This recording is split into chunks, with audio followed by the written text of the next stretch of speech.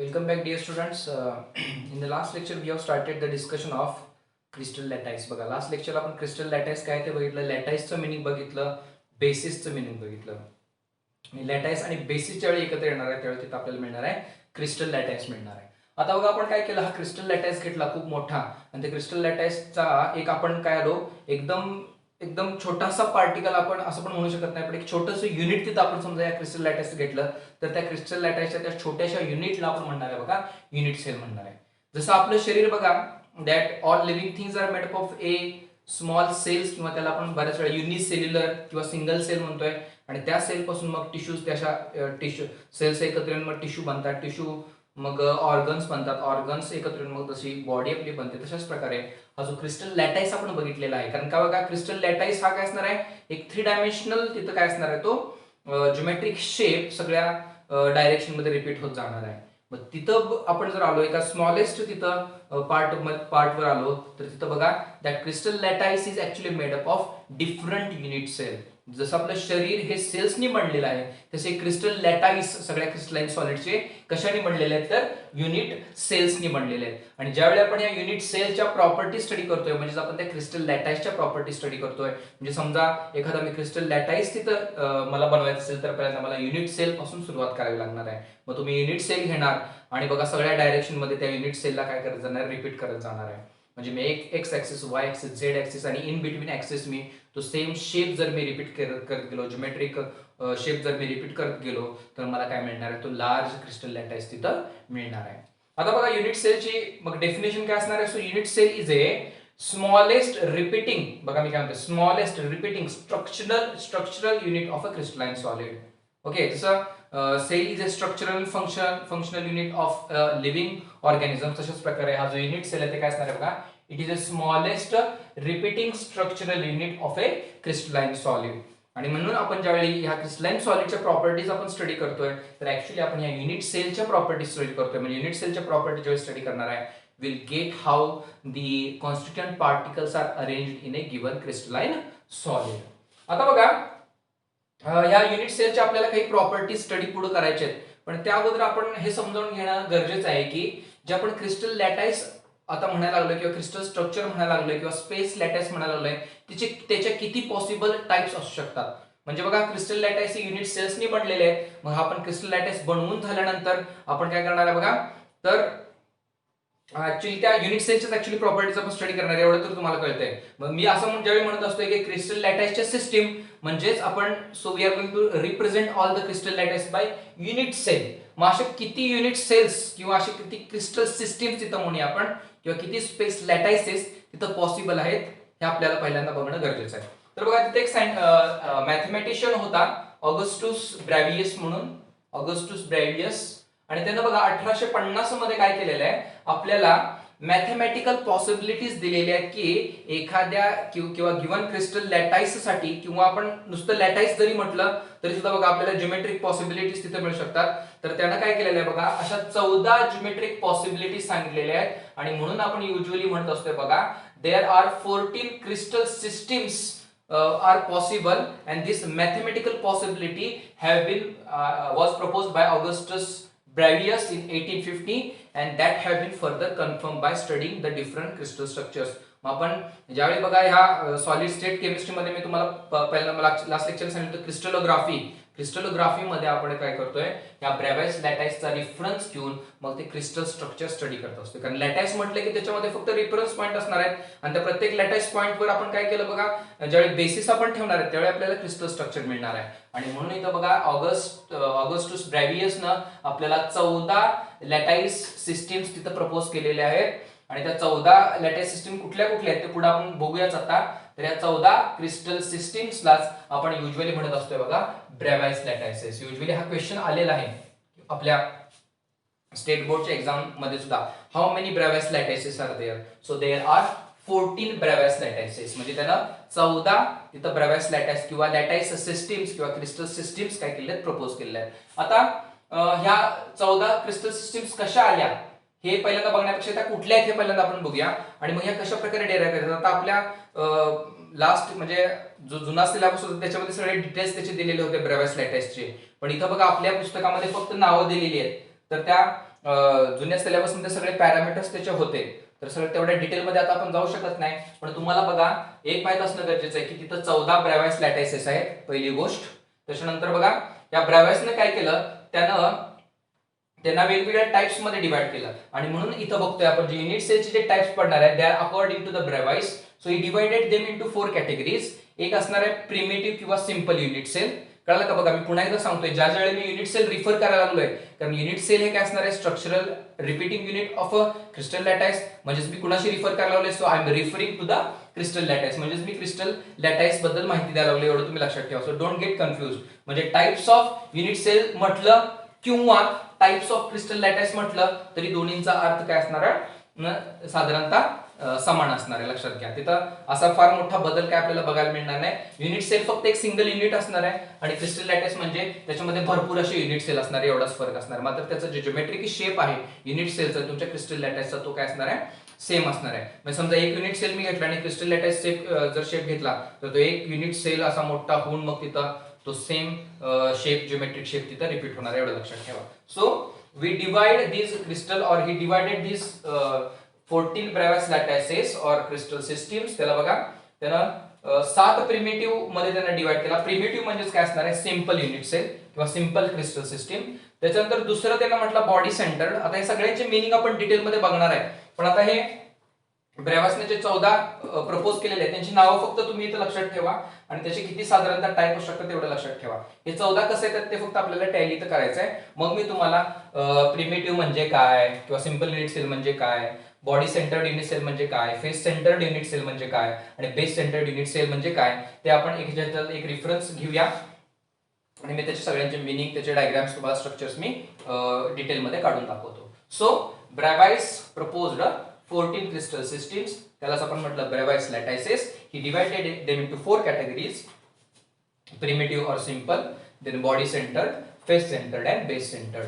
आणि अशा प्रकारे बघा जे 7 प्रिमिटिव्ह आहेत, प्रिमिटिव्हचं लिटरल मिनिंग काय आहे, जे पहिल्यापासून आहेत, पहिल्यापासून म्हणजे सुरुवातीला आपण ते कन्सिडर करणार आहे. सो प्रिमिटिव्ह, तर तिथं बघा 7 प्रिमिटिव्ह असणार आहेत आणि 7 मग त्याचे पुढचे सब टाइप्स असणार आहेत. 7 प्रिमिटिव्ह असणार आहेत आणि 7 मध्ये त्याचे सब टाइप्स असणार आहेत. बघा आता बघा 7 कुठले कुठले आहेत बघा. मग पहिला आहे क्युबिक, त्याच्यानंतर ऑर्थोरोम्बिक, त्याच्यानंतर थर्ड आहे टेट्रागोनल, त्याच्यानंतर मोनोक्लिनिक, रोम्बोहेड्रल, ट्रायक्लिनिक, हेक्सागोनल. मी तुम्हाला याची ट्रिक नंतर सांगतो, कसं लक्षात ठेवायची ट्रिक मी तुम्हाला नंतर सांगतो. पण आता तुम्ही थोडंसं पहिल्यांदा हे स्वतः वाचा आणि ते अजून थोडंसं बाय हार्ट करायचा प्रयत्न करा. तर cubic, orthorhombic, tetragonal, monoclinic, rhombohedral, triclinic, hexagonal असं थोडं तुम्ही म्हणायची प्रॅक्टिस करायची. तर ह्या आपल्या काय असणार आहेत, 7 प्रिमिटिव्ह क्रिस्टल लॅटाइसेस असणार आहेत. And each of this 7 primitive crystal lattices further divided into its sub types, is further divided into sub types. म्हणजे हे 7 काय झाले, प्रिमिटिव्ह झाले. म्हणजे अशा प्रकारे क्युबिक शेप तिथं तयार होणार आहे, ऑर्थोरोम्बिक शेप तयार होणार आहे, आपल्या पुस्तकामध्ये तो दिलाय, तुम्ही ते ऍक्च्युअली बघा. त्याच्यानंतर टेट्रागोनल शेप तयार होणार आहे, मोनोक्लिनिक शेप तयार होणार आहे, रोम्बोहेड्रल तयार होणार आहे, ट्रायक्लिनिक तयार होणार आहे, हेक्सागोनल तिथं शेप तयार होणार आहे. कळलं का बघा. म्हणजे 7 बेसिक क्रिस्टल सिस्टम्स असणार आहेत. आणि ह्या पुन्हा आपण बघा म्हणजे क्युबिक हे 3 भागामध्ये आपण डिवाइड करतोय. त्याच्यामध्ये सिंपल क्युबिक बऱ्याच वेळा SC असं पण लिहिलं जातं याला. Simple cubic, body centred cubic, face centred cubic. कळलं का. म्हणजे क्युबिकचे पुढे 3 टाइप काय असणार आहेत, simple cubic, body centred cubic, face centred cubic. आणि आपल्या सिलेबस मध्ये फक्त हेच आहे, आपल्या सिलेबस मध्ये फक्त हेच आहे. बाकीच्या सिस्टम्स आपल्या सिलेबस मध्ये नाही, because crystallography is a very large branch. Remember, it is a very vast, so it is not possible to cover everything in this topic alone. So in our syllabus there are only cubic systems. म्हणजे आपण काय काय study करणार आहे बघा. क्युबिकचे 3 type, म्हणजे cubic तिथं structure असणार, त्याच्यामध्ये 3 टाइप असणार आहेत. एक असणार आहे सिंपल क्युबिक, म्हणजे त्याला आपण प्रिमिटिव्ह म्हणतोय. म्हणजे याच्यात आपण बघा ज्यावेळी 14 मी म्हणतोय त्याच्यात मी प्रिमिटिव्ह पण घेतलाय, म्हणजे हा पण तिथं मी ऑलरेडी घेतलेला आहे. कळलं का बघा. हे 7 प्रिमिटिव्ह याच्यात ऑलरेडी इन्क्लूड होणार आहेत, ते सोडून नव्हे. तर सिंपल क्युबिक, त्याच्यानंतर बघा बॉडी सेंटर्ड क्युबिक आणि फेस सेंटर्ड क्युबिक. म्हणजे या प्रत्येकामध्ये सिंपल सिंपल सिंपल प्रिमिटिव्ह एक एक एक एक येणार आहे आणि त्यात आपण आणखी त्याचा सब टाइप ऍड करणार आहे. म्हणजे सिंपल क्युबिक मध्ये ज्यावेळी मी सिंपल क्युबिक म्हणतोय म्हणजे ऑलरेडी तो 7 one of the 7 primitive crystal lattice असणार आहे. आणि त्याच्यामध्ये मी BCC आणि हे ऍड केलं, म्हणजे बघा इथे ऍक्च्युअली 2च त्याचे सब टाइप असणार आहेत. त्याच्यानंतर बघा रोम्बोहेड्रल मध्ये सिंपल तर असणारच आहे, सिंपल सोडून मग बॉडी सेंटर्ड, फेस सेंटर्ड, आणि बीएससी म्हणजे काय बघा, sorry body centred, face centred, आणि बीएससी म्हणजे असणार आहे बेस सेंटर्ड. पुढे आपण बघूया ते कशा प्रकारे ड्रॉ करायचे स्ट्रक्चर्स मी तुम्हाला दाखवतो. तो काय असणार आहे बघा, बेस सेंटर असणार आहे. टेट्रागोनलचा एक तुमचा सिंपल म्हणजे इथला एक आलाच, आणि मग दुसरा बॉडी सेंटर्ड म्हणून 1+1 म्हणजे हे ऍक्च्युअली जर आपण बघितलं तर हे कसं असणार आहे बघा. So you can see it as a 1+2 और 1+3. त्याच्यानंतर हा असणार आहे 1+1, हा असणार आहे 1+1, हा असणार आहे 1, हा असणार आहे 1, हा असणार आहे. याचे काही सब टाईप नाही तिथं. रोम्बोहेड्रल पासून हेक्सागोनलचे काही सब टाईप तिथं आपल्याला बघायला मिळत नाही. म्हणजे अशा प्रकारे क्रिस्टल सिस्टीम्स मध्ये बघा, हे पहिल्यांदा प्रायमरी तर आपण घेणारच आहे, किंवा सॉरी नॉट प्रायमरी, प्रिमिटिव्ह और सिंपल आपण घेणार आहे. म्हणजे बघा एक सिंपल असणार आहे आणि दोन काय असणार आहेत, बॉडी सेंटर्ड आणि फेस सेंटर्ड. त्याच्यानंतर सॉरी ऑर्थोरोम्बिक साठी एक प्रिमिटिव्ह, त्याच्यानंतर एक बॉडी सेंटर्ड, एक फेस सेंटर्ड आणि एक बेस सेंटर्ड, म्हणजे असे मिळून 4. त्याच्यानंतर इथं बघा एक सिंपल आणि एक बॉडी सेंटर्ड असे 2 कुणाचे, टेट्रागोनलचे. मोनोक्लिनिकचे एक सिंपल आणि एक काय असणार आहे त्याचा बेस सेंटर असणार आहे, बीएससी म्हणजे बेस सेंटर. त्याच्यानंतर बघा रोम्बोहेड्रलचा एक सिंपल मग फक्त असणार आहे, ट्रायक्लिनिकचा एक सिंपल फक्त असणार आहे म्हणजे प्रिमिटिव्ह असणार आहे, आणि हेक्सागोनलचा पण एक सिंपल आणि काय असणार आहे, प्रिमिटिव्ह असणार आहे. अशा प्रकारे ह्या 7 आणि त्याचे सब टाईप म्हणजे ते बघा 2 अधिक 3 5 6 7 म्हणजे असे पुन्हा त्याचे सब टाईप तिथे आपल्याला बघायला मिळते. कळालं का बघा. आणि असे सगळे मिळून ते 14 ब्रॅव्हाइस लॅटायसिस, 14 ब्रॅव्हाइस लॅटायसिस तिथं आपल्याला तयार झालेले बघायला मिळतील. कळालंय का बघा. It is a very simple. आपण याच्या डिटेल्स मध्ये आता काही जाणार नाही कारण because it is not part of our syllabus. नंतर कधी तर तुम्हाला मी एखादा व्हिडिओ बनवून मी त्याचे ब्रॅव्हाइस लॅटायसिसचे काय पॅरामीटर्स आहेत ते मी डिटेल मध्ये एक्सप्लेन करेन. ओके. जर तुम्हाला पाहिजे असेल तर हे व्हिडिओ पॉज करून काय करा, लिहून घ्या. Then we will go to the next point which is very important. So आपण बघितलं बघा अशा प्रकारे ब्रॅव्हाइसनं 14 क्रिस्टल सिस्टीम्स प्रपोज केल्या. म्हणजे तिथं बघा 14 युनिट सेल पॉसिबल आहेत, 14 युनिट सेल पॉसिबल आहेत. आता त्याच्यापैकी आपल्याला फक्त एकाच युनिट सेलवर काय करायचं आहे, कॉन्सन्ट्रेशन करायचं आहे. So we are going to concentrate our self only on a cubic system.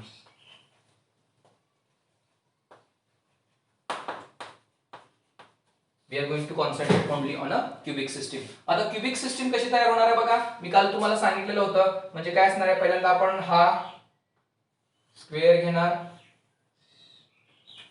बरोबर. त्याच्यानंतर वरच्या प्लेन मधला आणखीन एक आपण काय करणार आहे, स्क्वेअर घेणार आहे. म्हणजे आपला बघा 2D लॅटाइस तयार झाला. आणखीन एक 2D लॅटाइस आपण घेणार आहे. तर थोडेसे वेगवेगळ्या कलर्स मी इथं दाखवणार आहे, तर काळजीपूर्वक लक्ष द्या. तर मी काय करणार आहे बघा. सो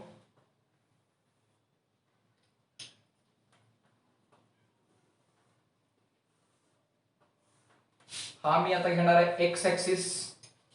त्याच्यानंतर तुम्ही म्हणाल सर हा झेड असतोय, तर नाही बघा. या क्रिस्टलोग्राफीच्या स्टडीमध्ये जी क्रिस्टलोग्राफीची ब्रँच मी तुम्हाला सांगितली होती त्याच्यामध्ये आपण थोड्या एक्झेल सिस्टीम वेगवेगळ्या पद्धतीने घेतो. तर ती काय सिस्टीम आहे तुम्ही समजावून घ्या. आता आपल्याला आपण क्युबिक स्ट्रक्चर ड्रॉ केला.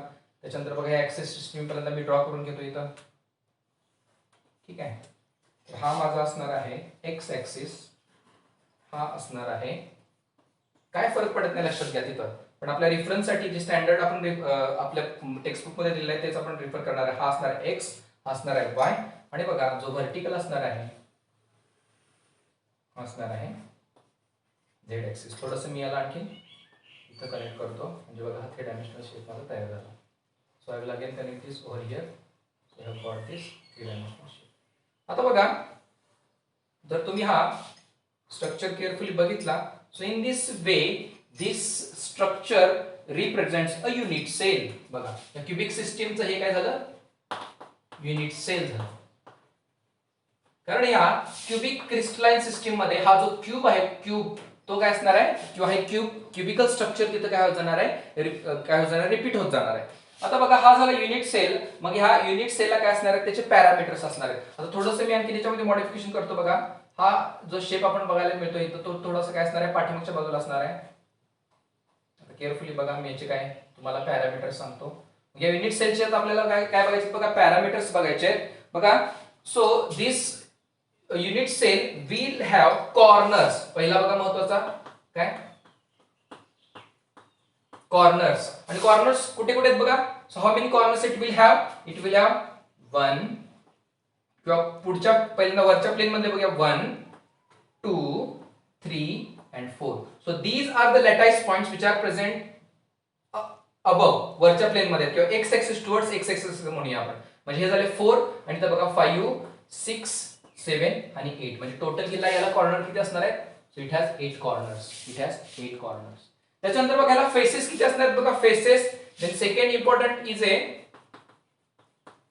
Faces. So how many faces it will have. बघा हा फ्रंट फेस असणार आहे. लक्षात आहे तुम्हाला. So this will be front face. हा बघा हा फ्रंट फेस असणार आहे. हा जो ऍक्सिस टुवर्ड्स एक्स ऍक्सिस आहे किंवा हा जो प्लेन आहे तो काय असणार आहे किंवा हा जो स्क्वेअर तुम्हाला इथे दिसतोय तो पुढे असणार आहे. म्हणजे हा एक फेस झाला. त्याच्यानंतर हा एक स्क्वेअर इथे तुम्हाला दिसतोय तो बरोबर याच्या अपोजिट साइडला म्हणजे पाठीमागे असणार आहे. म्हणजे हा एक फ्रंट फेस झाला. हा त्याच्यानंतर बॅक फेस झाला. त्याच्यानंतर बघा ह्या बाजूला एक फेस दिसतोय म्हणजे माझ्या लेफ्टला मी समजा इकडून बघत असेल तर हा लेफ्टचा फेस असणार आहे आणि इकडे पण एक असा फेस दिसतोय. हा काय असणार राईटचा फेस असणार आहे. त्यानंतर बघा टॉपला एक फेस असणार आहे आणि काय असणार आहे बॉटमला फेस असणार आहे. म्हणजे जे फेसेस किती झाले बघा 6 फेसेस झाले. हे फेसेस किती झाले बघा 6 फेसेस झाले. आणि त्याच्यानंतर आता एक सगळ्यात महत्त्वाचा पॉइंट जर आपण बघितला इथं बघा कॉर्नर्स झाले 8 कॉर्नर्स झाले. त्याच्यानंतर फेसेस झाले 6 म्हणजे front back right left top bottom हे त्याचे 6 फेसेस झाले. आणि थर्ड महत्त्वाचा पॉइंट म्हणजे बघा एजेस. एजेस किती असणार बघा. तर ह्या वरच्या याच्यामध्ये बघा किंवा तुम्ही कसंही करा इकडे बघा 1 2 3 4 त्याच्यानंतर पाठीमागचा जो आहे 1 2 3 4 आणि हा बघा आणि हा म्हणजे 4 + 4 एजेस किती झाले बघा 8. त्याच्यानंतर वरच्या याच्यामध्ये 2 म्हणजे 10 आणि इथं बघा 12. सो देयर आर बघा आर यू अंडरस्टँडिंग दिस. तर इथे जो स्क्वेअर आहे पहिला तो याचे 4 एजेस झाले बरोबर. याचे 4 एजेस झाले. पाठीमागचा एक जो स्क्वेअर आहे त्याचे 4 एजेस झाले म्हणजे 4 + 4 8 झाले. त्याच्यानंतर बघा ह्या दोन स्क्वेअर्सला आपण इथे एकदा कनेक्ट केले इथे एकदा कनेक्ट केले म्हणजे हा एक एज झाला आणि हा एक एज झाला. Okay are you getting this. So how many edges are there बघा 8 + 2 10 आणि इथे एक एज आहे आणि इथे एक एज आहे म्हणजे अशा प्रकारे तिथं 12 एजेस असणार आहेत. 12 एजेस. आता एज आपल्याला एवढं काय लागत नाही तिथं पण आपल्याला जास्तीत जास्त वेळा आपण काय वापरतोय बघा एक तर आपण कॉर्नर्स वापरतोय आणि तिथं फेसेस वापरतोय to define the unit cell. त्यामुळे बघा कॉर्नर्स आणि faces this are very important parameters. त्याच्यानंतर आणखी एक महत्त्वाचा पॅरामीटर इथं आपण बघतोय. आता एज जर तिथं आली तर त्या एजला काय करतोय आपण एज लेंथ म्हणतो. एज लेंथ त्याची काढत असतोय. एज लेंथ आणि एज लेंथ युजली आपण ए न रिप्रेझेंट करतो. Edge length is usually represented as A. आता बघा ह्या युनिट सेल मध्ये जर तुम्ही कन्सिडर केला हा क्यूब आहे त्याच्यानंतर बघा एक्स ऍक्सिस वर जी एज लेंथ येणार आहे म्हणजे इथून इथपर्यंत सॉरी वाय ऍक्सिस वर जी एज लेंथ असणार आहे त्याला मी म्हणणार आहे बघा ए म्हणणार आहे. Sorry I will call it as B. त्याच्यानंतर जो एक्स ऍक्सिस वर इकडे जी एज लेंथ असणार त्याला मी म्हणणार आहे बी आणि जी झेड ऍक्सिस वर एज लेंथ असणार ती म्हणणार आहे सी. आता थोडंसं इथं वरती मी लिहिलंय कारण पुढे मला आणखी इथं काही पॅरामीटर्स दाखवायचे. कळालं का बघा. म्हणजे वाय ऍक्सिस वर जी एज लेंथ असणार आहे म्हणजे ही जी एज लेंथ आहे त्याला आपण इथं म्हणूया काय बी. त्याच्यानंतर sorry for this x axis वर जी एज लेंथ आहे त्याला आपण म्हणूया ए आणि झेड ऍक्सिस वर जी ही एज लेंथ आहे त्याला आपण काय म्हणूया सी. ओके कळालं का बघा. म्हणजे अशा प्रकारे आपण एज लेंथ इथं दाखवूया. एज लेंथ इथं मी म्हणतो आता एज लेंथ म्हणतो कुठल्या ए अलॉंग एक्स ऍक्सिस बी अलॉंग वाय ऍक्सिस आणि सी अलॉंग झेड ऍक्सिस. कळलं का सी अलॉंग झेड ऍक्सिस.